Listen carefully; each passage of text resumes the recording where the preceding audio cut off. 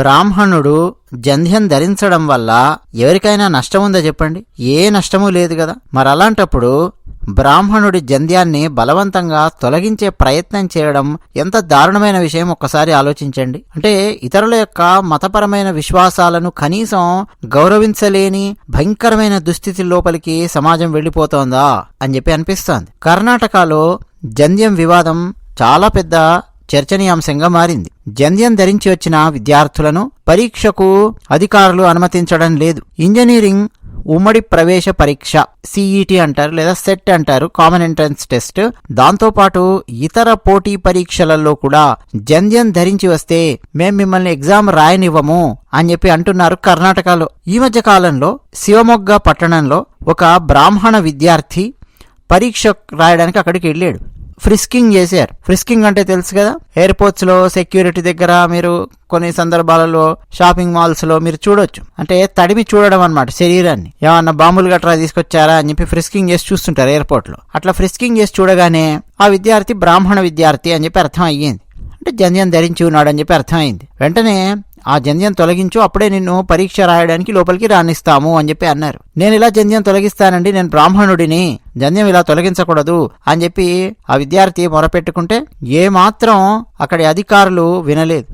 కేవలం ఈ ఒక్క సంఘటన కాదు, లేటెస్ట్ గా అండి, జస్ట్ నిన్నగాక మొన్న బీదర్, గదగ్, ధార్వాడ్ ఇట్లా వివిధ ప్రాంతాలలో ఈ తరహా ఘటనలు చోటు చేసుకున్నాయి. ఏదో ఒక్కచోట జరిగినటువంటి సంఘటన కాదు. అంటే ఏదో బ్రాహ్మణులను టార్గెట్ చేసి మరీ చేసినటువంటి సంఘటనల్లాగా కనిపిస్తూ ఉన్నాయి. జంధ్యం తొలగించి వస్తేనే పరీక్ష రాయనిస్తాము అని అధికారులు తేల్చి చెప్పారు.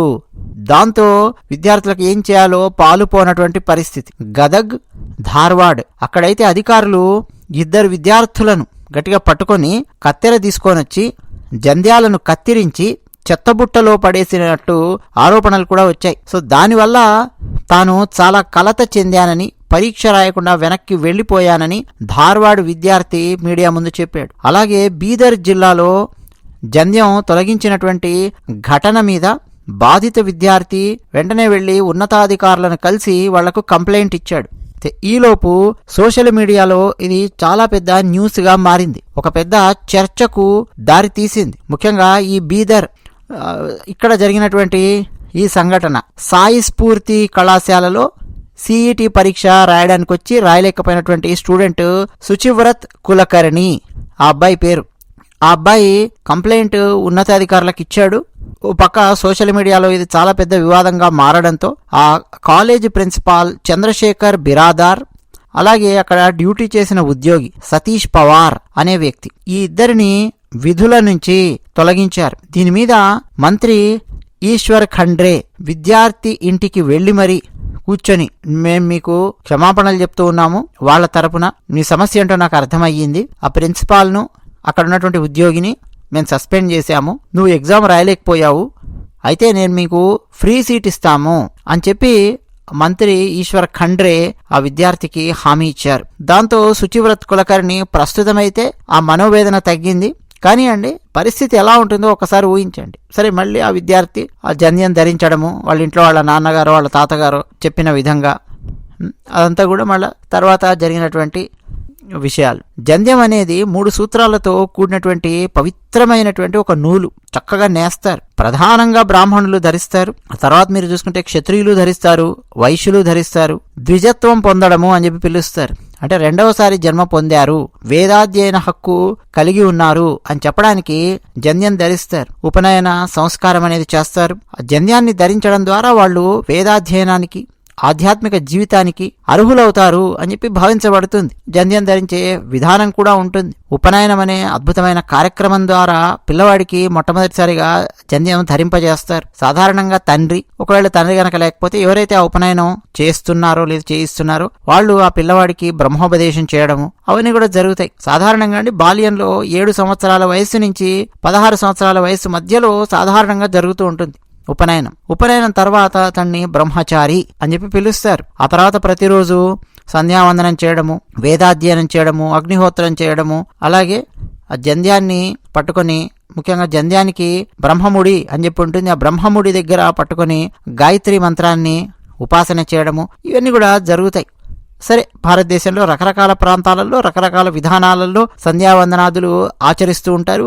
ఏది ఏమైనప్పటికీ బ్రాహ్మణుడు అనగానే టక్కున గుర్తొచ్చేది యజ్ఞోపవీతం లేదా జంధ్యము అని చెప్పి మనం పిలుస్తాం. మరి అటువంటి జంధ్యాన్ని బ్రాహ్మణుడు చాలా పవిత్రంగా, పరమ పవిత్రంగా భావిస్తాడు. ఇప్పుడు ఆ జంధ్యం ధరించి ఆ పిల్లవాడు ఆ కామన్ ఎంట్రన్స్ టెస్ట్ ఎగ్జామ్ రాయడానికి వెళ్ళడం వల్ల అక్కడున్న అధికారులకు ఏం నష్టం వచ్చిందండి? ఆ జంధ్యం వాళ్ళకి ఏం అడ్డొచ్చిందండి? ఆలోచించండి. ఇప్పుడు మాట్లాడుతున్న నేను చాలా పెద్ద పెద్ద పరీక్షలు రాశాను, అంతర్జాతీయ పరీక్షలు రాశాను, జాతీయ స్థాయిలో ఉండే పరీక్షలు రాశాను, ప్రైవేట్ ఆర్గనైజేషన్స్ లో పెద్ద పెద్ద పరీక్షలు రాశాను, చిన్న చితకా పరీక్షల నుంచి మొదలెట్టి చాలా పెద్ద పెద్ద పరీక్షల దాకా చాలా రాశాను. జంధ్యం వేసుకునే వెళ్ళి రాశాను. మరి జంధ్యం ఎప్పుడు ఉంటుంది కదా ఒంటి మీద బ్రాహ్మణుడు అనగానే. మరి దాన్ని కత్తిరించే ప్రయత్నం చేస్తాను అని చెప్పి ఎవరైనా అంటే ఆబ్వియస్ గా ఎలా ఉంటుంది సిచ్యువేషన్ చెప్పండి? అన్ని సందర్భాలలో అండి ఆవేశంగా తిరగబడి చితక్కొట్టే ఆ పరిస్థితి కూడా ఉండదు. ఎందుకనంటే ఇప్పుడు ఒక 10th class student, intermediate student పరిస్థితి ఎలా ఉంటుంది ఊహించండి. అక్కడ అధికారులు నువ్వు జంధ్యం తొలగిస్తే తప్ప నిన్ను పరీక్షకు హాజరు అవనివ్వము అని చెప్పి అనడము.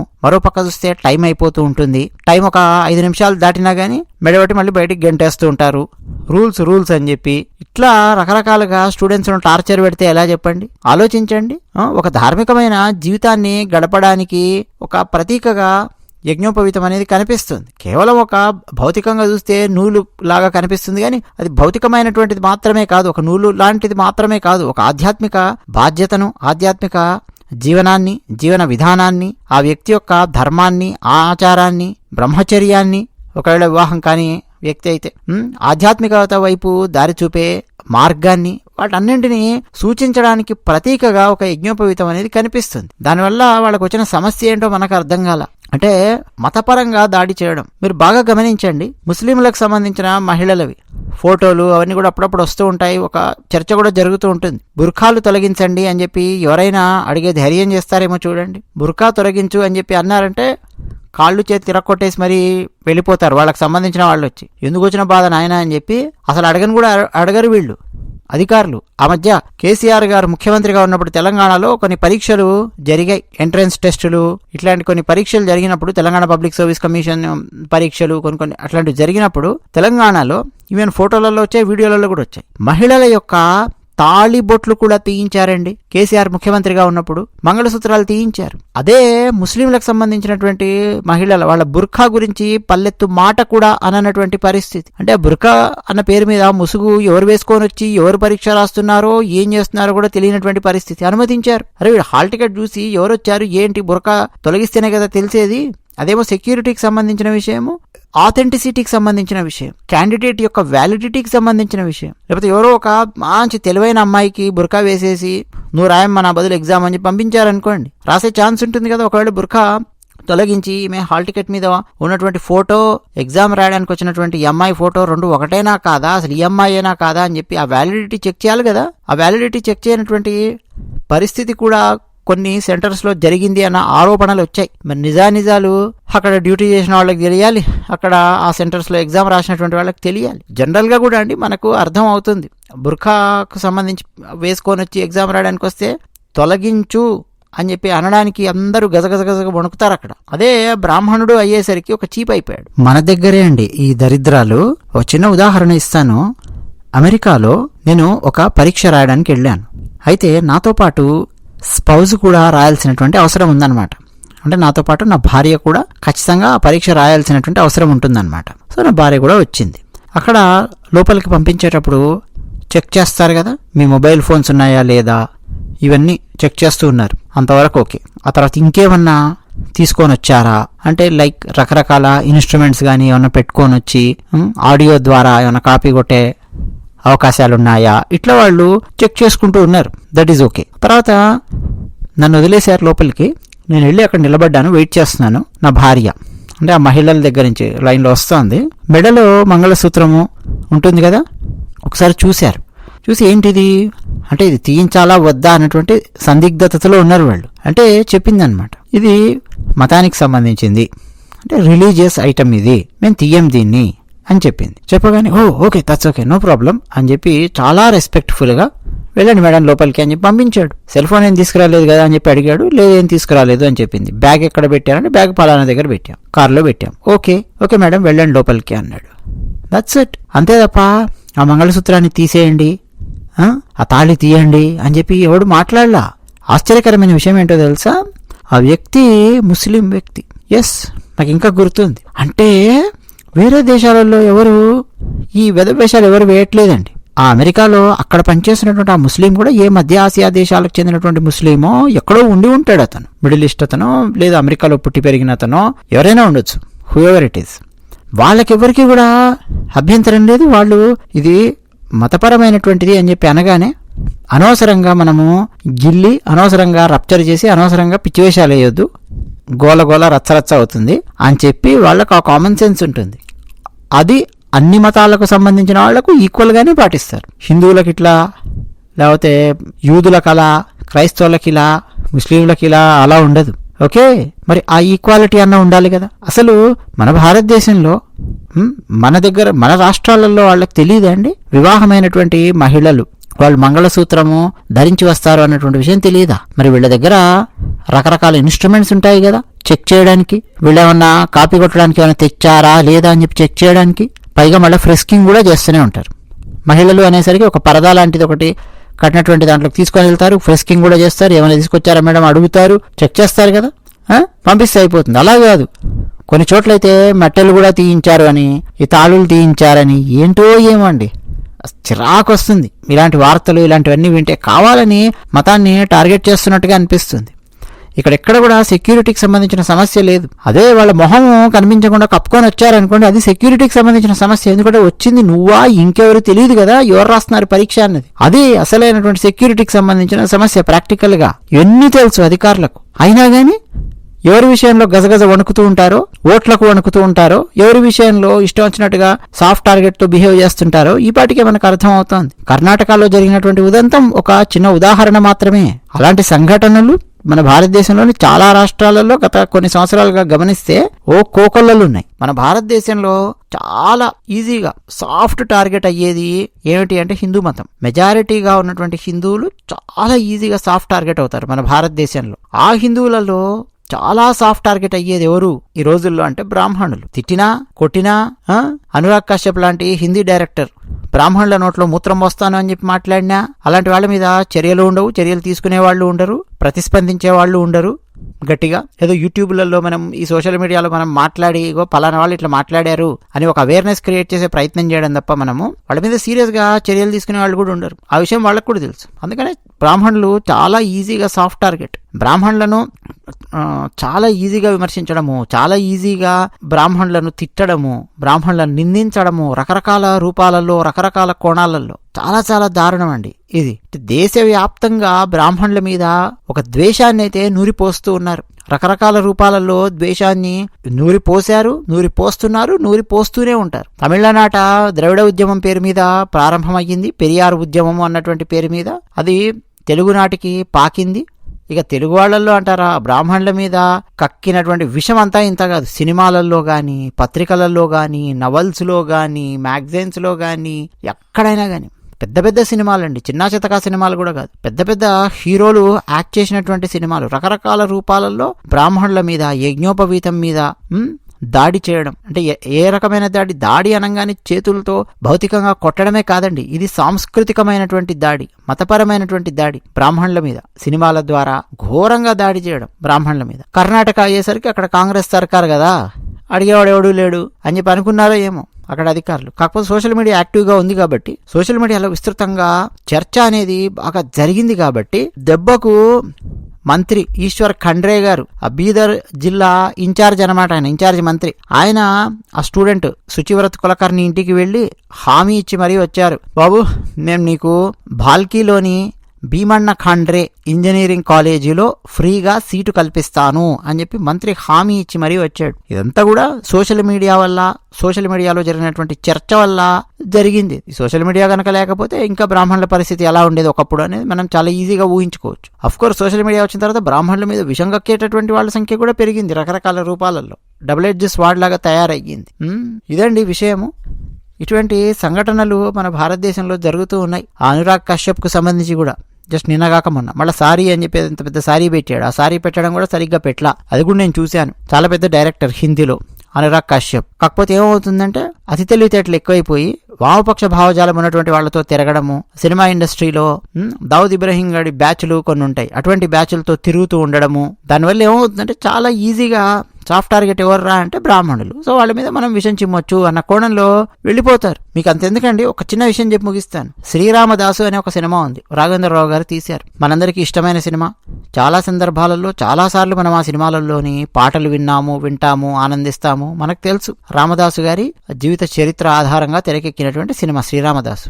ఆ సినిమా మొత్తం మీరు చూస్తారు కదా, అందులో ఏ ఒక్కరి కులాన్ని అయినా సరే మీరు ఐడెంటిఫై చేయగలుగుతారేమో చూడండి. ఆ క్యారెక్టర్ ద్వారా, ఆ క్యారెక్టర్ యొక్క ఆహార్యం ద్వారా గాని, ఆ క్యారెక్టర్ యొక్క భాష ద్వారా గాని, ఆ క్యారెక్టర్ యొక్క ఆ చర్చలలో గాని, ఆ క్యారెక్టర్ యొక్క కులం ఏమిటి అన్నది మనం అస్సలు చెప్పలేం. అది పెద్ద హైలైట్ అవ్వదు. One and only one Brahmanandam గారి క్యారెక్టర్ మాత్రమే ఇతను బ్రాహ్మణుడు అనేది మనకు స్పష్టంగా తెలియజేస్తుంది స్క్రీన్ మీద. అతని ఆహార్యము, అతను మాట్లాడే మాటలు, డైలాగ్స్, వాటన్నింటి ద్వారా బ్రహ్మానందం పాత్ర బ్రాహ్మణుడి పాత్ర అనేది మనకు అర్థమవుతుంది. మిగతా పాత్రలన్నీ మీరు తీసుకొని చూడండి ఆ సినిమా లోపల, వీళ్ళు బ్రాహ్మణులు అనేది మీకు వాళ్ళ ఆహార్యం వల్ల, వాళ్ళ భాష వల్ల, వాళ్ళ చర్చ వల్ల ఎక్కడ కూడా మీకు అర్థం కాదు. కేవలం బ్రహ్మానందం మాత్రమే ఐడెంటిఫై అవుతాడు. కానీ మీరు బాగా గమనించండి, బ్రహ్మానందాన్ని ఏ విధంగా అందులో చూపిస్తారో మీరు బాగా గమనించండి. ఆ పాత్రను శ్రీరామదాసు లోపల అంటే ఒక మూర్ఖుడిలాగా, ఓ తెలియలేని వాళ్ళలాగా అతను వేసే ప్రశ్నలు గాని, అతను అడ్డుకున్నటువంటి విధానం గాని, నాగేశ్వరరావు గారి పాత్ర కబీర్ దాస్ పాత్రను అడ్డుకున్న విధానం గాని, మళ్ళీ ఇండైరెక్ట్ గా ఆ బ్రాహ్మణ పాత్రకు ఎవరి చేత క్లాస్ పీకిస్తారు అనంటే కబీర్ దాసు అనబడే పాత్ర వేసినటువంటి నాగేశ్వరరావు గారి పాత్ర చేత క్లాస్ పీకిస్తారు. బ్రహ్మానందం అనబడే బ్రాహ్మణ పాత్ర క్లాస్ పీకిస్తారు. మీకు ఎక్కడ మళ్ళీ వేరే ఇంకెవ్వరు కూడా ఐడెంటిఫై అవ్వరు. మతపరంగా ఐడెంటిఫై అయ్యేది ఎవరు అనంటే నాజర్ పాత్ర, అంటే తానీషా పాత్ర వేసినటువంటి వ్యక్తి వాళ్ళు ఉంటారు చూసారా, వాళ్ళు వేసినటువంటి ఆహార్యము, ఆ గడ్డము, దానివల్ల వీళ్ళు ముస్లింలు, మిగతా వాళ్ళు వీళ్ళు హిందువులు అన్నది మాత్రం అర్థమవుతుంది. మళ్ళీ మీకు హిందువులలో ఒక బ్రహ్మానందం గారు తప్ప మిగతా వాళ్ళు ఎవ్వరు కూడా కాస్ట్ పరంగా ఐడెంటిఫై అవ్వరు. చర్చ కూడా జరగదు, క్యాస్ట్ పరమైనటువంటి చర్చ ఆ సినిమాలో. ఎక్స్క్లూజివ్ గా బ్రహ్మానందం గారికి సంబంధించి చూస్తే తప్ప మీకు అర్థం కాదు. ఇవన్నీ అండి ఇండైరెక్ట్ గా మొత్తం అంటే చాప కింద నీరులాగా, కొంతమంది తెలిసి కావచ్చు, కొంతమంది తెలియక కావచ్చు, అజ్ఞానంతో కావచ్చు, మూర్ఖత్వంతో కావచ్చు, ఏముందిలే బ్రాహ్మణులు సాఫ్ట్ టార్గెట్ కదా అన్నటువంటి కోణంలో వెళ్ళిపోయి కావచ్చు, చాలా ఈజీగా తీసవతల పారేసిన విధంగా సినిమాలలో పెట్టేసుకుంటూ వచ్చారు. సరే గుడ్డిలో మెల్ల అని చెప్పాలండి. శ్రీరామదాస్ టక్కున నాకు నోటికి ఐడియా వచ్చింది కాబట్టి చెప్పాను. కానీ ఎన్నెన్నో సినిమాలు మనం చాలా సందర్భాలలో మాట్లాడుకున్నాం. పెద్ద పెద్ద స్టార్లు యాక్ట్ చేసినటువంటి సినిమాలు బ్రాహ్మణుడి చేత బలవంతంగా, అయ్యి బాబాయ్ అందులో గుడ్డు ఉంటుందండి అని చెప్పినా సరే బలవంతంగా అతని చేత గుడ్డు ఉంటుంది అని చెప్పినటువంటి పదార్థాన్ని కూడా బలవంతంగా తినిపించే ప్రయత్నం చేయడం, అటువంటి సీన్స్ చూసి మనందరం పగలబడి నవ్వుకోవడం ఎన్నో జరిగాయండి. బ్రాహ్మణుల మీద దాడి, సాఫ్ట్ టార్గెట్ బ్రాహ్మణుడు అనగానే. బ్రాహ్మణులలో కావాల్సింది ఏంటంటే ఐకమత్యం. ఆ ఐకమత్యం గనక ఉంది అని అనుకోండి, ఇదిగో మాకు ఈ సమస్య ఉంది అని చెప్పి గట్టిగా ఐకమత్యంతో మాట్లాడగలిగే సామర్థ్యము, స్థైర్యము అదంతా గనక పెరిగింది అని అనుకోండి, డెఫినెట్గా ఇదిగో సోషల్ మీడియా ద్వారా ఎట్లయితే విజయం సాధించారో అటువంటి విజయాన్ని సాధించే అవకాశం ఉంది. అంటే కావాలని చెప్పి ఎవరో ఒకరి మీద దాడి చేయడమో, దూషణ చేయడమో అటువంటి నైజం ప్రదర్శించమని చెప్పడం కాదు, అటువంటి నైజం సహజంగా ఉండదు. ఏదైనా సమస్య వచ్చినప్పుడు కలిసికట్టుగా ఐకమత్యంతో మాట్లాడడం, ఐకమత్యంతో ఆలోచించడం. ఈ మధ్య మనం స్వాగతించాల్సిన విషయం ఏమిటంటే, ఇప్పుడు బ్రాహ్మణులలో కనిపించే ఉపకులాలు అని చాలా కనిపిస్తున్నాయి కదా, ఆ ఉపకులాలలో కూడా వివాహాలు అనేవి జరుగుతున్నాయి. ఒకప్పుడు ఉపకులాలలో వివాహాలు చాలా తక్కువగా జరిగేవి, కేవలం బ్రాహ్మణులలోనే ఉపకులాలు ఉన్నాయని చెప్పి మీరు పొరపాటు పడేరు. చాలా కులాలలో ఉపకులాలు చాలా ఉన్నాయి. చెప్పమంటే నేను మీకు ప్రతి కులానికి సంబంధించి తీసి ఏమేమి ఉపకులాలు ఉన్నాయి, వాటి చరిత్ర ఏమిటి, ఇదంతా కూడా మీ ముందు నేను ఏకరువు పెట్టగలుగుతాను. కానీ అది కాదు, బ్రాహ్మణులకు సంబంధించి ఉపకులాలు అని మనం ఐడెంటిఫై చేసేటటువంటి వాటిలో కూడా వివాహాలు అవన్నీ కూడా జరుగుతూ ఉన్నాయి. చాలా స్వాగతించాల్సినటువంటి విషయం అదంతా కూడా. అసలు నిజానికేనండి హిందువులు అనగానే కులాలకు అతీతంగా వెళ్ళి ఆలోచించాల్సినటువంటి ఒక ఉదాత్తమైన స్థితికి, ఆత్మజ్ఞానాన్ని అందుకునేటటువంటి ఉదాత్తమైన స్థితికి వెళ్ళాలి అనేది మన ఆధ్యాత్మికత, మన గురువులు అందరూ కూడా బోధిస్తారు. కానీ సమస్య ఏంటంటే మనం చాలా ఉదాత్తంగా ఆలోచిస్తూ, చాలా బ్రాడ్ మైండెడ్గా, చాలా అద్భుతమైన థింకింగ్తో మనం వెళుతూ ఉంటే కొంతమంది దురుద్దేశంతో దాన్ని, అంటే మన యొక్క ఆ బ్రాడ్ మైండెడ్నెస్ని, నేను మాట్లాడేది హిందువులందరి గురించి మాట్లాడుతున్నా, కులం గురించి కాదు, హిందువుల యొక్క ఆ బ్రాడ్ మైండెడ్ థాట్ ప్రాసెస్ని ఒక చాతగానితనంగా చవటల్లాగా తీసుకుంటూ కావాలని చెప్పి గిల్లుకోవడము, కావాలని చెప్పి ఒక రాయి వేసినట్టుగా చేయడము, ఇట్లా యజ్ఞోపవీతాలు కత్తిరించి లోపలికి పంపించడాలు అనే రకరకాల ప్రయత్నాలు రకరకాల రూపాలలో చేస్తూనే ఉన్నారు. ఇక సుప్రీంకోర్టు వారేం చేస్తున్నారో అది కూడా మనము స్పష్టంగా చూస్తూనే ఉన్నాం. కాశ్మీర్కు సంబంధించి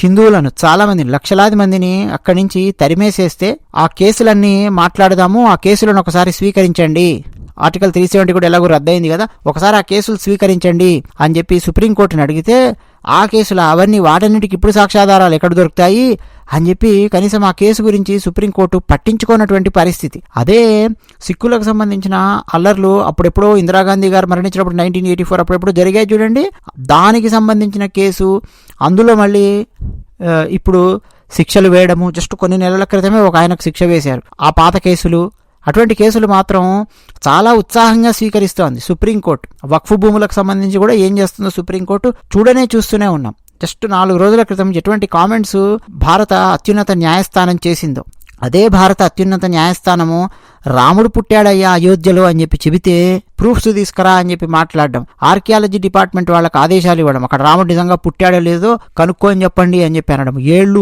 ఊళ్ళు మొత్తం గడుస్తూ ఉన్న కొద్ది సాగదీసి కేసులు ఇవన్నీ చేయడం. అంటే కోర్టుల వైపు నుంచి కూడా అండి ఒక రకమైనటువంటి చిన్న చూపు కనిపిస్తోందా, ఇంత దారుణంగా తయారవుతోందా, ఇంత దయనీయంగా తయారవుతోందా అని చెప్పి అనిపిస్తోంది. మరోపక్క చూస్తే ఆంధ్రప్రదేశ్లో అండి ప్రభుత్వము పాస్టర్లకు 30 కోట్ల రూపాయలు విడుదల చేసింది. 5,000 రూపాయల నెలకు గౌరవ వేతనం ఇస్తాము అని చెప్పి హామీ ఇచ్చారట. అందుకోసం అని చెప్పి పాత ఏరియర్స్ మే 2024 నుంచి మొదలెట్టి ఏరియర్స్ అన్ని కలిపి వీళ్ళందరికీ పాస్టర్లకు 8,200 మంది ఎంతమంది ఉన్నారు లెక్క, 8,000 అబోవ్ ఉంది లెక్క పాస్టర్లది. 30 కోట్ల రూపాయలు విడుదల చేశారు. ఎవరి సొమ్మండి ఆ 30 కోట్ల రూపాయలు? ఆలోచించండి. అర్చకులకు జీతాలు ఇస్తున్నారు కదా, అర్చకులకు జీతాలు ఎక్కడి నుంచి ఇస్తున్నారండి? అర్చకులకు వచ్చేటటువంటి జీతాలు దేవాలయాల హుండీలో పడేటటువంటి ఆదాయం నుంచి ఇస్తున్నారు, దేవాలయాల భూముల నుంచి వచ్చే ఆదాయం నుంచి ఇస్తున్నారు, దేవాలయాలలో లైన్లలో నిలబెట్టే టికెట్ల నుంచి ఇస్తూ ఉన్నారు, దేవాలయాలలో ప్రసాదాలమ్మగా వచ్చినటువంటి డబ్బుల నుంచి ఇస్తూ ఉన్నారు. అర్చకులకు వచ్చేటటువంటి జీతాలు భత్యాలు ఎక్కడి నుంచి వస్తున్నాయి? అవన్నీ హిందువులు దేవాలయాలలో హుండీలలో వేసేటటువంటి డబ్బుల నుంచి తీసి వాళ్ళకి ఇస్తూ ఉన్నారు. హిందూ దేవాలయాలకు సంబంధించి పూర్తిగా ప్రభుత్వాలు కంట్రోల్లో పెట్టుకుంటాయి. అదే క్రైస్తవులకు సంబంధించి మీరు చూడండి, ఏవి కూడా ప్రభుత్వాల యొక్క కంట్రోల్లో లేవు. ఆ లెక్క ఏమిటో తెలీదు, పత్రం ఏమిటో తెలీదు, అసలు ఏమీ తెలియదు ప్రభుత్వానికి. మత ప్రచారం చేయండి అని చెప్పి అప్పన్నంగా డబ్బులు కేటాయిస్తోంది ప్రభుత్వం. ఇంకేం చేయాలండి? దాని మీద నేను ఒక వీడియో పెట్టాను ఛానల్లో, పెడితే కనీసం 1000 మంది కూడా చూడలేదు. అంత దారుణంగా, అంత దయనీయంగా ఉంది పరిస్థితి. అంటే ప్రజలలో కూడా ఒక ఆలోచన విధానాన్ని తీసుకురావడము, రేకెత్తించడము, ఆలోచింపజేయడం, ఇది కూడా చాలా చాలా కష్టంగా ఉంటుంది. ముఖ్యంగా మన తెలుగు రాష్ట్రాలలో, ఇంకా చెప్పాలంటే మన ఆంధ్రప్రదేశ్లో, తెలంగాణలో కాస్త గుడ్డిలో మెల్ల భారతీయ జనతా పార్టీకి సంబంధించి కూడా గమనిస్తాం కదా, గుడ్డిలో మెల్ల తెలంగాణ ఏదో కాస్త మినుకు అనేటటువంటి దీపంలాగా ఉంటుంది తెలంగాణ. ఈ రోజు కాకపోతే రేపైనా భారతీయ జనతా పార్టీ వస్తుందేమో, రేపు కాకపోతే ఎల్లుండి వస్తుందేమో, 5 ఏళ్లకు కాకపోతే 10 ఏళ్లకు వస్తుందేమో, ఇట్లా ఒక చిన్న ఆశ అనేది ఎప్పుడు ఉంటుంది. ఆంధ్రప్రదేశ్కి సంబంధించి ఆ ఆశ అనేది అసలు ఉండనే ఉండదు. పాత ప్రభుత్వము అదే పని చేసింది పాస్టర్లకు సంబంధించి, ఇప్పుడు కొత్త ప్రభుత్వం అదే పని చేస్తోంది. There is no difference. అర్చకుల విషయానికి వస్తే, అర్చకుల యొక్క వంశపారంపర్యాన్ని రద్దు చేసినటువంటి మహానుభావులు ఉన్నారు, అర్చకులను రోడ్డు మీద పడేసినటువంటి మహానుభావులు ఉన్నారు. అదే గుళ్ళను పట్టుకుని అర్చకులు జీవిస్తూ ఉంటే చిన్న చిన్న గ్రామాలలో వాళ్ళని రోడ్ల మీద పడేసినటువంటి రాజకీయ నాయకులు ఉన్నారు. ఒక పెన్నుపోటుతో, బ్రాహ్మణ ద్వేషంతో. అంటే రాజకీయ నాయకులలోనూ బ్రాహ్మణ ద్వేషం నిండి ఉందండి. వాళ్ళేదో కొత్తగా ఎవరైనా సరే రాజకీయ నాయకులు వాళ్ళ పాకెట్లోంచి ఏదో బ్రాహ్మణులకు ఇస్తున్నారు, అర్చకులకు ఏదైనా ఇస్తున్నారు అని చెప్పి అంటే పొరపాటున కూడా నమ్మకండి. అర్చకులకు ఎక్కడి నుంచి ఇస్తారు? అర్చకులకు దేవాలయాలలో పడే హుండీలలో నుంచి ఇస్తున్నారు డబ్బులు. నువ్వేం కొత్తగా ఇవ్వడం లేదు, ఇవ్వాల్సిన అవసరం కూడా లేదు. ఇవ్వండి. చాలా చాలా సమస్యలు. వీటన్నింటికి మించి సాంస్కృతిక దాడి అనేది బ్రాహ్మణుల మీద చాలా దారుణంగా జరుగుతుంది. అది మాత్రం నిజం. మీ అభిప్రాయాలు కామెంట్ సెక్షన్లో రాయండి. ధన్యవాదాలు.